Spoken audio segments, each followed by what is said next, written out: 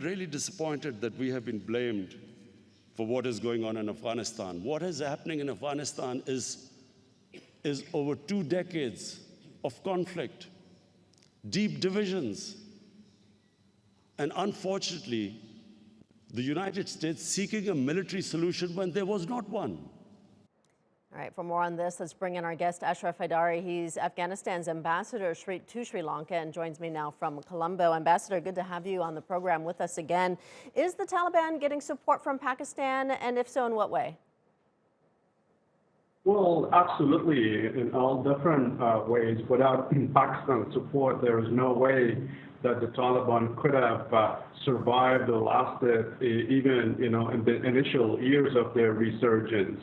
It's very clear if you just go on social media and mainstream media and look for yourself, you can see that the Taliban fighters are enjoying safe havens. They're wounded and killed, are daily returned to the Pakistani cities of Peshawar and Quetta, where they receive medical treatment. Of course, that's where they've been ideologically indoctrinated, armed, and deployed to destabilize Afghanistan. Unfortunately, something that we've been repeatedly brought to the attention of the international community, which is quite aware. The intelligence agencies of the whole neighborhood, including Turkey, having been present in Afghanistan, is quite aware of, unfortunately, Pakistan's involvement and the support for the Taliban to destabilize Afghanistan, which unfortunately is on a very narrow definition of national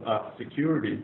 While it definitely costs Pakistan on the long run, which we have repeatedly brought to their attention, and as well as from the rest of the region as well. We just had the SCO meeting, and we had the regional connectivity conference in Tashkent, where everyone reaffirmed their support for stabilization of Afghanistan, knowing that peace in Afghanistan is the key to ensuring a regional integration. That would happen when support for the Taliban discontinues, because the Taliban are just not operating out of the blue. Nothing is falling for them from the sky. The support comes from our neighborhood, and everyone is aware of that. It's just common sense fact. So could this support from Pakistan for the Taliban potentially have an impact on the peace talks that are underway right now in Doha? Well, let's hope so. I mean, if Pakistan has that leverage and they can use it constructively, something that we've been encouraging the country to have the Taliban seriously and tangibly engage in the peace talks. And this should have already happened. Remember, the United States and the Taliban signed the Doha Agreement in February 2020, and the Taliban there firmly committed that in return for the withdrawal of NATO forces from Afghanistan and the release of 6,000 Taliban foot soldiers, which the Afghan people authorized the Afghan government to release. And they, of course, committed to starting, the peace talks meaningfully, to reducing violence, and then to committing to a comprehensive ceasefire that would allow both sides to make the kind of progress that we both need to end the bloodshed and to move to achieving a sustainable political outcome, a sustainable political settlement. How far apart are the sides in these peace talks, and do you see a realistic solution, one that the Taliban will actually adhere to? Absolutely, it's realistic as long as the Taliban are encouraged tangibly by their sponsor in the region, and as long as the Taliban,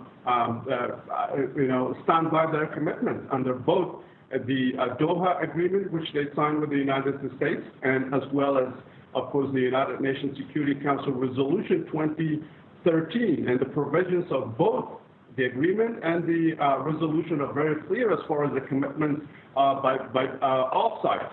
The U.S. has done its part, NATO, of course, and as well as the Afghan part and the Afghan people. So the ball is really squarely in the court of the Taliban to this time deliver. As you see, there's a high-powered delegation, and as well as our inclusive negotiating team and Doha, again, delivering the same message, that we are serious The Afghan people are tired.